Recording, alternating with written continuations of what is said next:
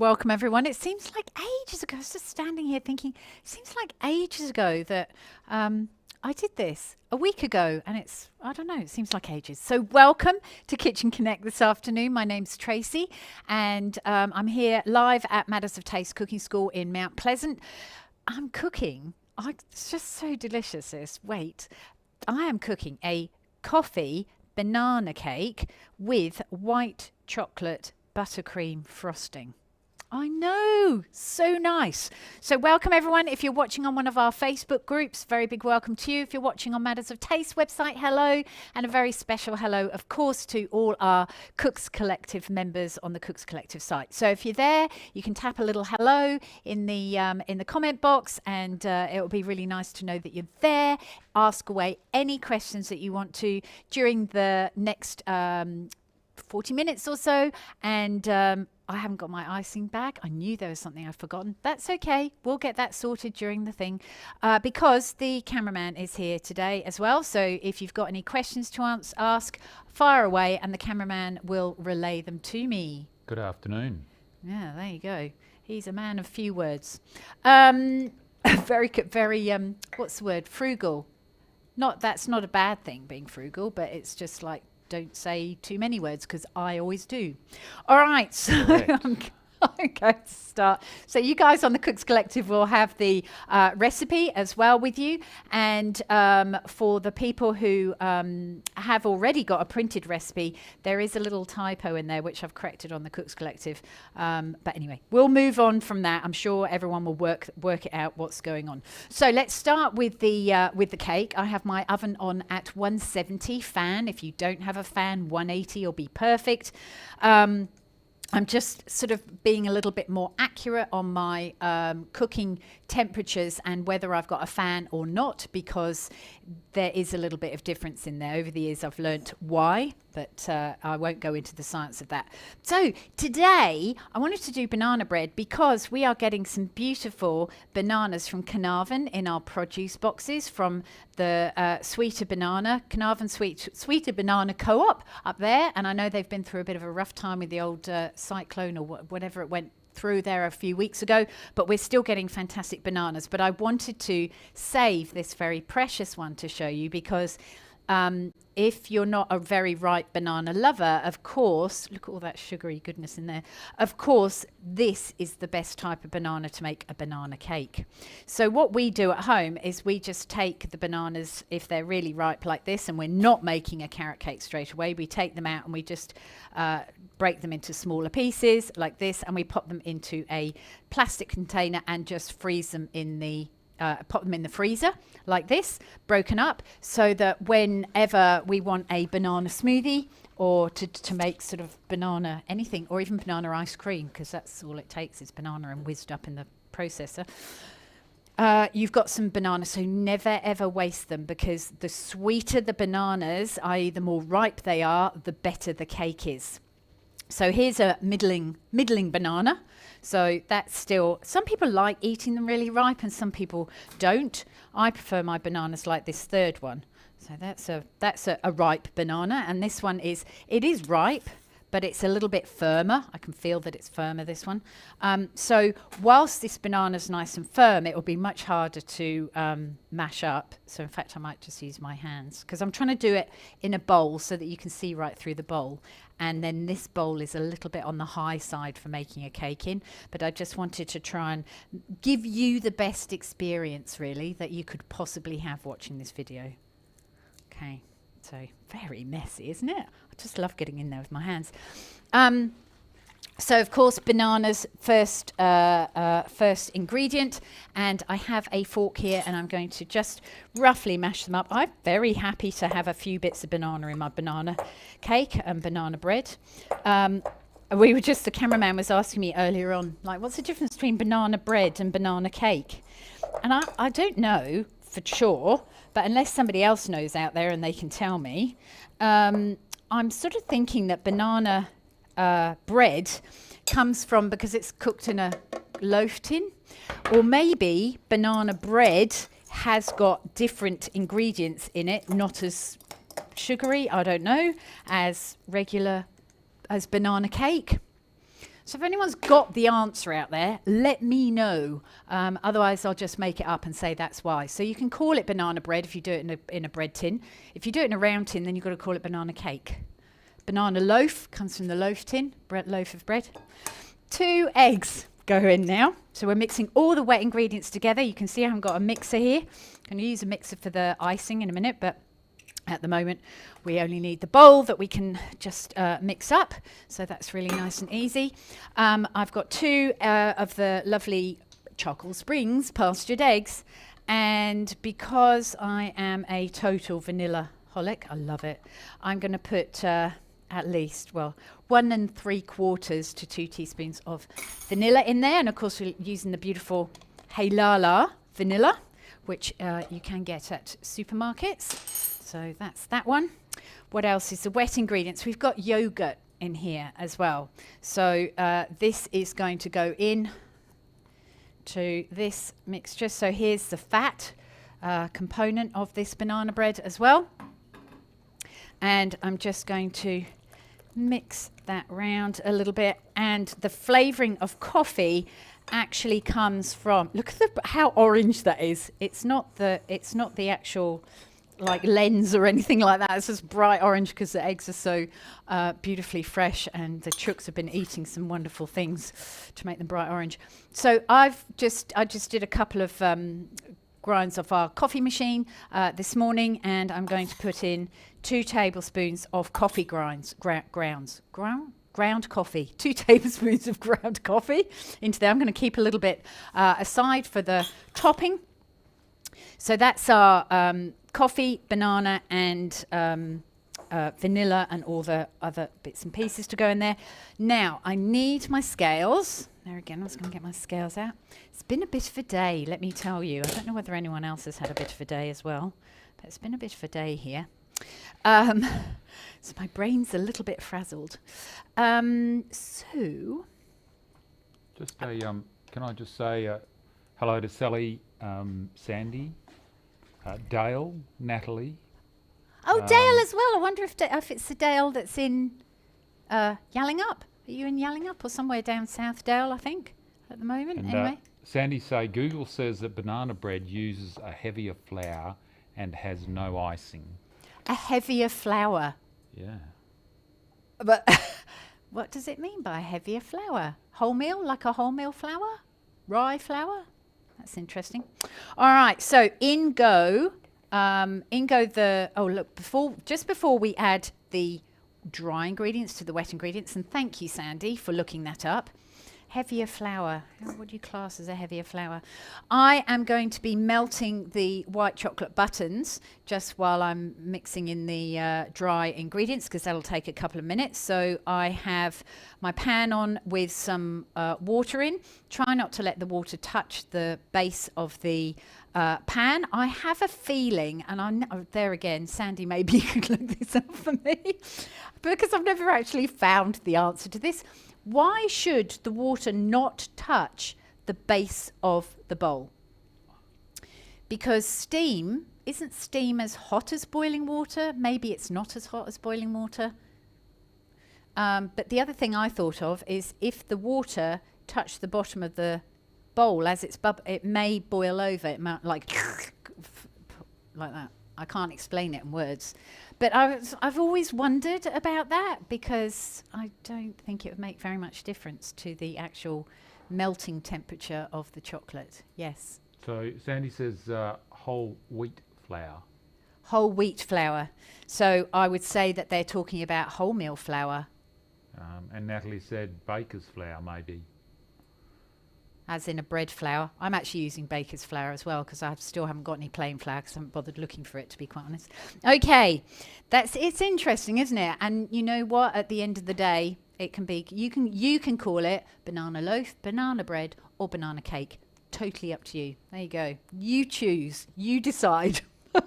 So I've got my scales tared to 0, and I want 180 grams of soft light brown sugar. Now this is an interesting thing again, because soft light brown sugar is what we would call it in the UK.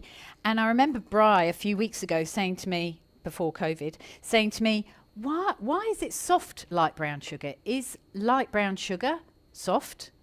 And I said, yes, it is. So sometimes it's actually on the shelves as just brown sugar, but you can get really coarse brown sugar, but this is really fine, soft brown sugar, like it's almost sticky, isn't it? So you want that nice light brown sugar. It's got the most lovely sort of butterscotchy flavour as well, and sort of keeps the cake a little bit more moist as far as I can see.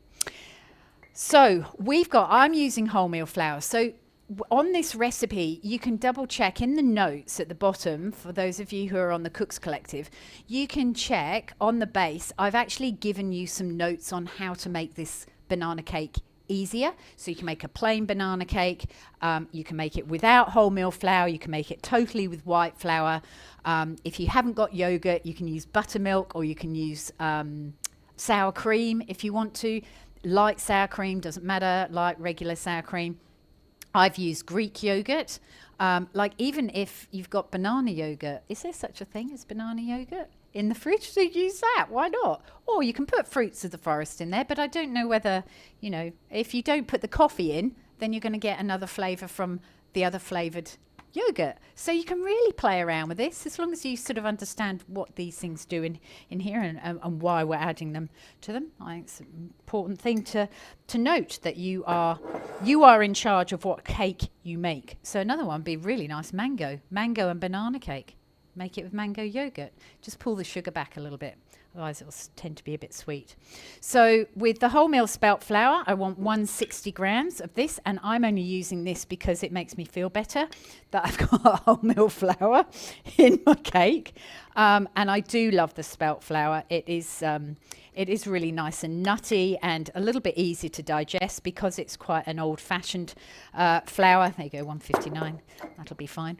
It's a nice old-fashioned flour that hasn't been so refined as your white flour, so I always feel that it's actually better for us. And here, as I have said earlier, I'm using the baker's flour just basically because I haven't actually got... It's just about done. I'm going to turn that off.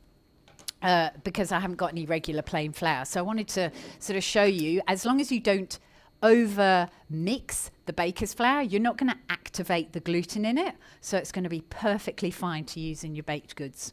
So this one, we want 150 grams of this one in here. I've just taken the weight back just slightly because we've got a couple of teaspoons of raising agents, because as you can see, I have yet to put in any raising agents into the cake.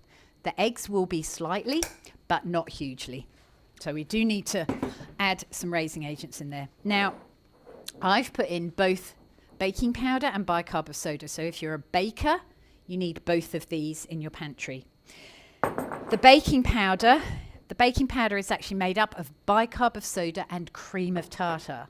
So the cream of tartar is the acid, the bicarb of soda is the alkaline.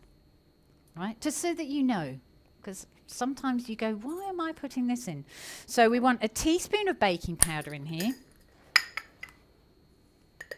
And remember how I said, I don't know, so if some of you may have heard me say this and some of you may not, is that if the recipe that you're cooking from says 150 grams of flour, or 1 cup, because 1 cup of flour is 150 grams, and 2 teaspoons of baking powder, that is self-raising flour.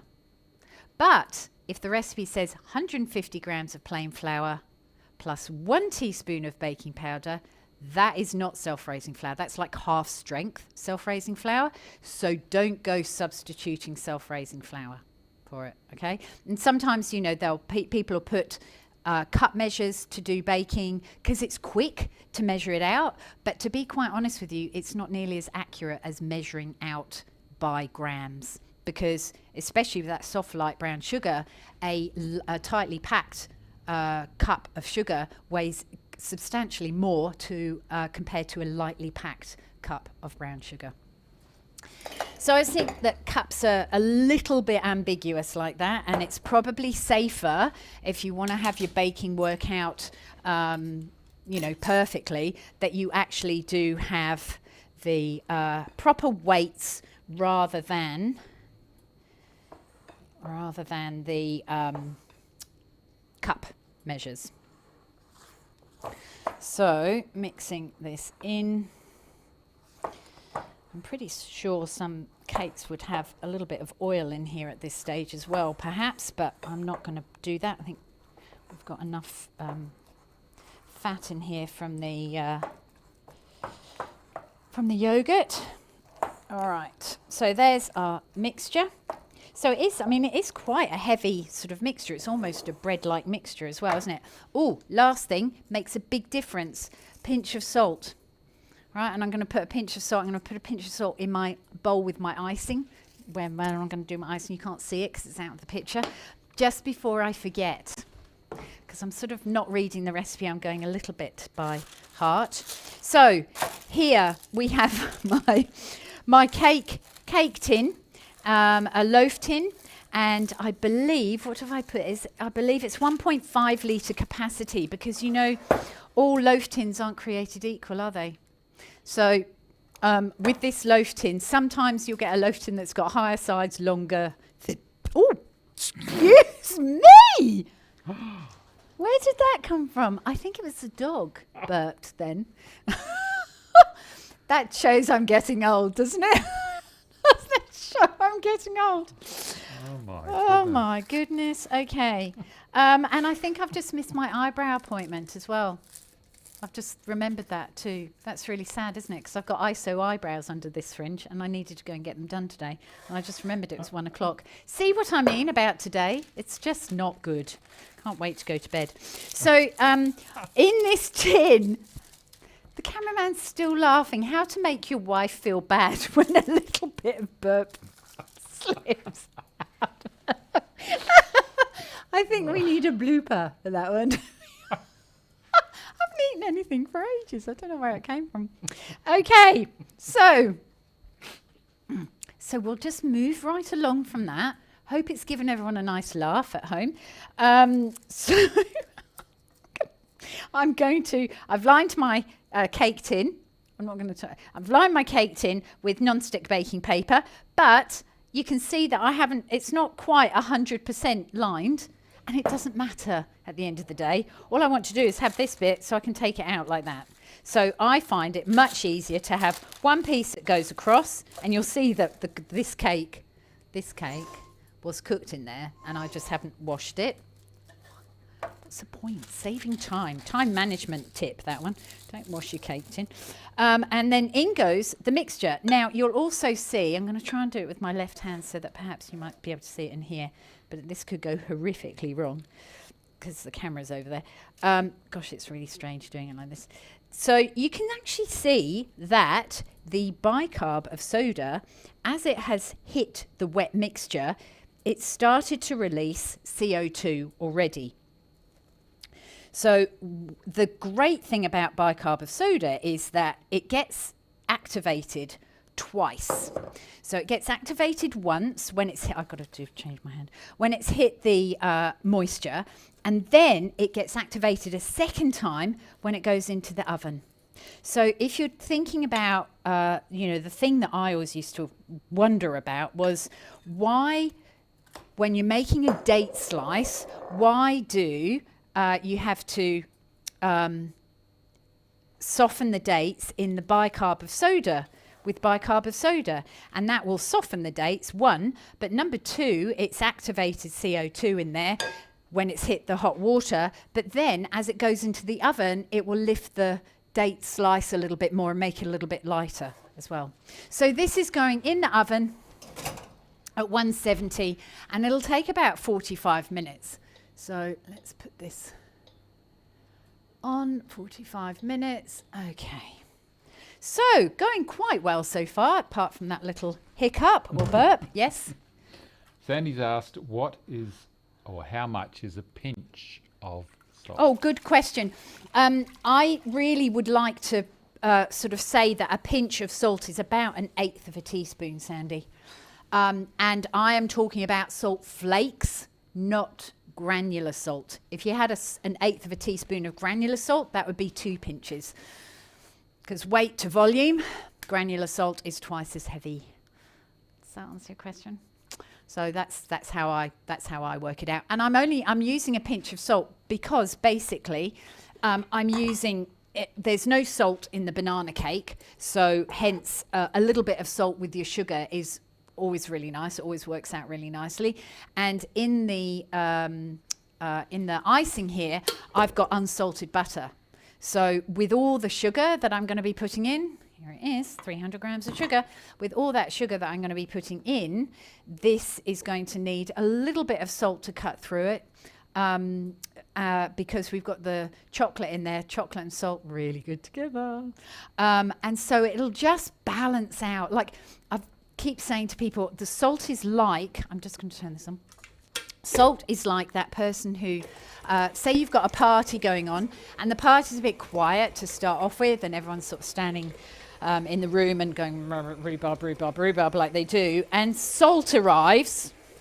And it's like, woohoo, hello everyone, come together, let's have a party. And it brings everyone together and gets everyone chatting to each other. So salt really includes everybody. It's very inclusive and it brings everyone into its incredible flavour and makes everyone be bright and sunny and taste really nice. Remember salt. It's really important. So I'm just going to quickly just soften this butter just a little bit. This is Western Star unsalted butter, and I've just read on the Western Star unsalted butter packet that it's Western Victoria. I always thought it was WA butter, Western Star, but I just read it was first made in Western Victoria. Maybe it is WA, but I don't think it is. So in goes the vanilla, in goes the icing sugar. You can use icing sugar or you can use, let's see if it goes, I hope it goes on slowly. Yes. Icing sugar or you can use icing mixture, but icing mixture has got corn flour in it and I've got to breathe in then. It's just nice and sweet. It's nice. And icing mixture has got corn flour in, and usually it will say gluten-free if the corn flour is gluten-free.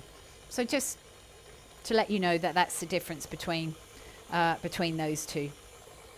So this is just coming together. Come on, little baby. Let's turn it up a little bit now. And this butter's not particularly warm because it's come out of the fridge. Funny that.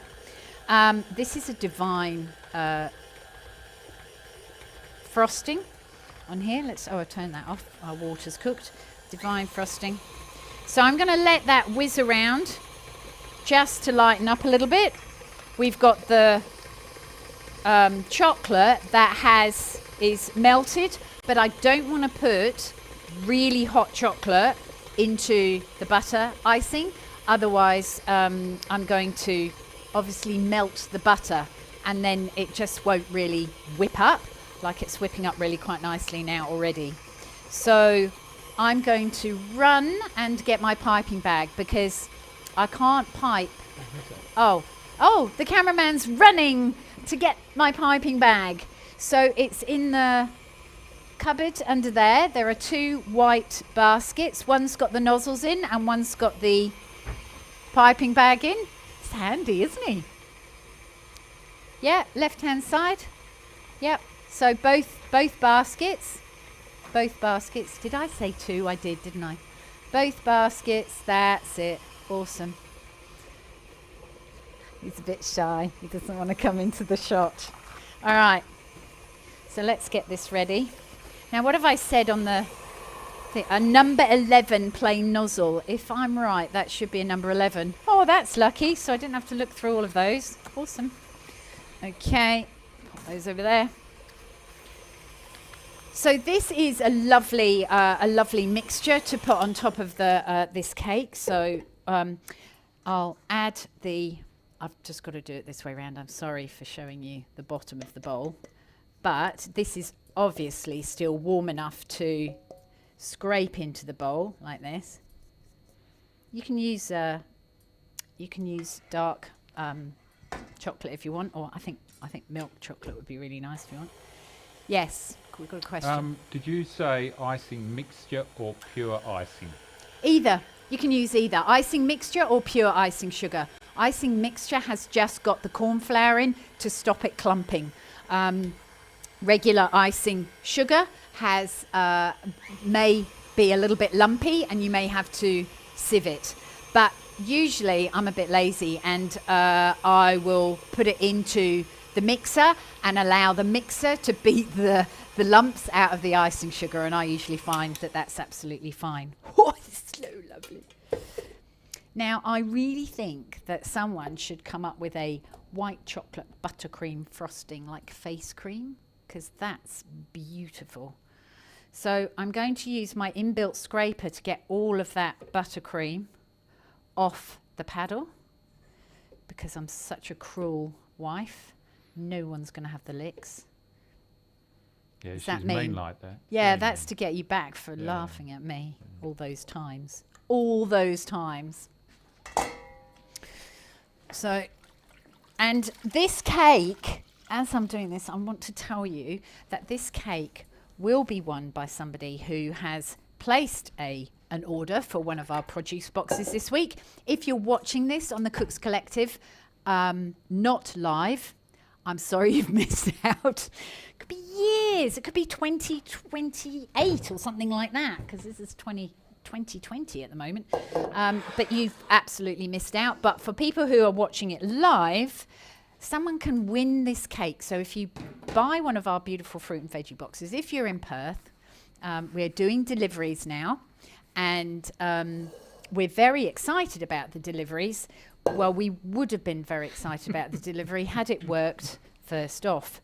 But unfortunately, we had a few hiccups with the system, and there were a few frustrating moments for a number of clients, and I do apologise profusely about that. So if you're watching this live and you've yet to place your order for one of our beautiful local produce boxes with the sweeter Carnarvon bananas in it, then do place your order and you'll go in the draw to perhaps win this beautiful cake. And I will say it actually gets better. A couple of days later, it's actually really, really nice. So, because it's quite a big cake, isn't it? Enough for everyone, a slice for everyone. So when you are piping, it's really important to keep your piping bag really tightly wound at the top. And I'm going to show you how not to pipe coming up to the end of the cake. All right. But I'm holding, see where I'm holding my nozzle? I'm not holding it right down on top of the cake. So I'm holding it up so that I get some lovely thick, I don't know what to call them, bits. So if you hold it too close to the cake, then you're going to end up with something like this. So I'll just turn this around so you can see from the other side how thin and horrible that is. You definitely, oh, you can't really see that from there, can you? You don't really want it that thin. You can see it sideways. It's really, really thin. So just make sure that you hold the piping bag slightly up off the cake rather than holding it, let's put it the right way around, rather than holding it so close. So I'm always telling people, like, if you're making, let me just put this like this. If you're piping, if you pipe from too far above, you've got no you've got no control. If you pipe too close to the surface, it'll come out flat. But if you pipe usually about the same sort of distance as your piping nozzle is wide, you get the most beautiful little bits going up like that. Right? So that's how you get a lot more control over the icing. Piping is definitely something that needs to be worked on as well. It doesn't just happen very quickly and easily. You know, well, you could be born an amazing piper, couldn't you, I suppose? But normally I find that people, it takes a little bit of a while to get the piping technique down to a fine art.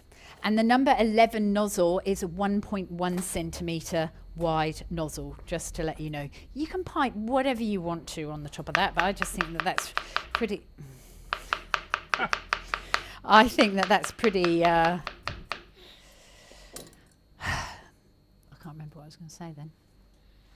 Pretty lovely, whatever it was. So I'm just going to pop some banana slices on here, sort of just wherever I want to, really. And because I love a bit of fresh banana on top of this banana cake. And we'll finish off with a little bit of coffee on top of it as well. And I think you could possibly say to somebody that if they got a banana, they were lucky. They'd get luck sometime in their life, wouldn't they? Anyway, we can do that. So might as well finish off the whole banana, hey? Because it's so delicious. Bananas are very good. Lots of potassium in bananas. That looks quite cute, doesn't it? Already, without the coffee on it. And I'm going to finish this off with a little smattering of the beautifully freshly ground coffee. I'm just going to move that back just slightly. Like that. So just a little smattering of coffee over the top. There you go. I love this. It smells so good, let me tell you, with the coffee and the banana together. It's awesome. This little baby is rising up in the oven. Still got at least 33 minutes to go. And shall I cut it, Mr. Cameraman? Yes, I think so. You want me to cut it? Yes. Well, someone's going to win it, though. Oh. Would anyone mind winning it without the end slice? That would be so awful. No, I'm going to put the thing there because you don't really want to. I don't want to cut it. I want someone to win this like this, in all its glory. This beautiful banana coffee cake. So I hope even if you've got your favourite banana cake recipe, because lots of people have, you might even just give this one a bash just to try it out. Who knows? But thank you all so much for watching. Hope you've enjoyed today's Kitchen Connect. If you would like the recipe, come and join us on the Cooks Collective. So thecookscollective.co. You can join us and for Matters of Taste Cooking School online. Basically, it's the Cooks Collective by Matters of Taste. So it's our lovely team, and we've got a surprise for you next week, by the way. Just a little wink. I'm not going to tell anyone because it's going to be a lovely surprise.